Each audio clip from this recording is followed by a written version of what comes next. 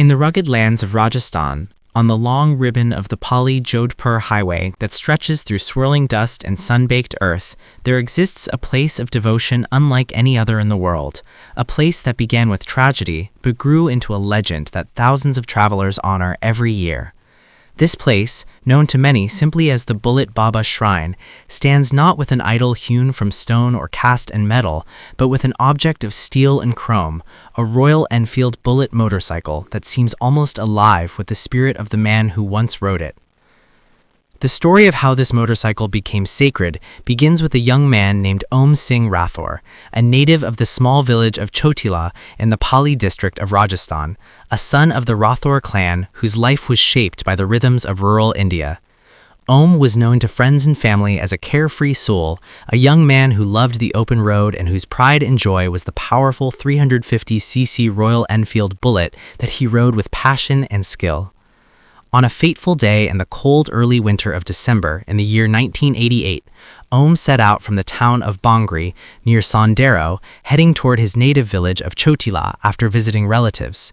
It was a journey he had traveled many times before, a trip along the winding highway that connected towns and villages, a road that carried merchants, pilgrims, and families across the heart of Rajasthan's weathered plains.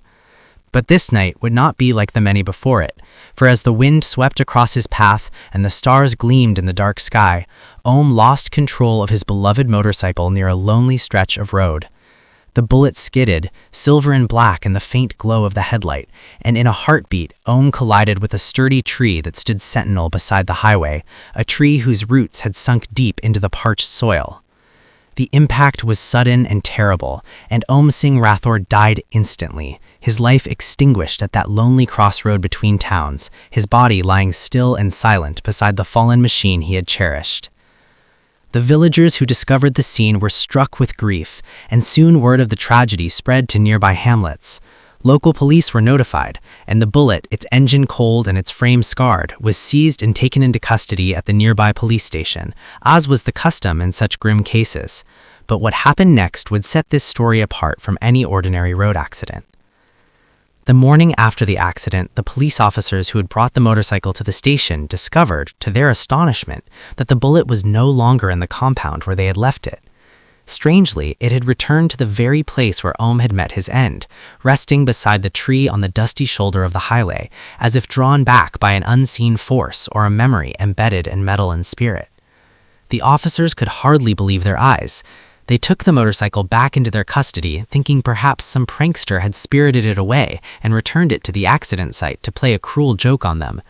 This time, determined to prevent any mischief, they emptied the fuel tank and secured the bullet with heavy chains and locks, believing that without fuel and locked fast, no human hand could remove it again. But when dawn broke the next day and the station opened for business, the same unbelievable sight awaited them. The bullet was gone from the police yard and had reappeared once more beside the tree at the accident site, its steel frame gleaming in the pale Rajasthan sunrise. News of this inexplicable event rippled through nearby villages and towns, growing in wonder with every retelling. People spoke in hushed tones of a mystery that defied logic, of a machine that had returned home to its master despite all obstacles. Some said it was the spirit of Om himself that guided the bike back, that the bond between the young man and his motorcycle was so strong that death could not sever it, that his loyalty was eternal even in the face of fate. And so it was that people began to speak of Om Bana not merely as a tragic figure taken too soon, but as something more, a benevolent presence watching over those who traveled the same road where his life had ended. As weeks passed and attempts to keep the motorcycle at the police station failed again and again, villagers and travelers began to stop at the accident site, bowing their heads before the bullet lying beside the tree, offering flowers and incense and small bottles of liquor, tributes to the spirit they believed lingered in the frame and wheels. The road, once just a thoroughfare for commerce and travel, became a place of pilgrimage for those who sought safe passage or wished to honor the memory of the young rider whose life had become woven into the myth of the highway. In time, the spot was marked and cared for by the locals, evolving from a simple roadside gathering point into a proper shrine where people paid homage, prayed for protection on their journeys, and shared tales of their own brushes with danger on the highways of Rajasthan. Drivers of cars and motorcycles would slow as they approached the shrine, sometimes stopping completely to pay homage before continuing on their way, a habit born not only of tradition, but of deep belief in the protective power of the spirit that seems to hover over this dusty stretch of road. Among the offerings left at Om Bana Dham, one would find not only flowers and incense, but also bottles of liquor, sweets, and cloth, each item placed with a prayer whispered into the breeze that blew across the scrubland plain.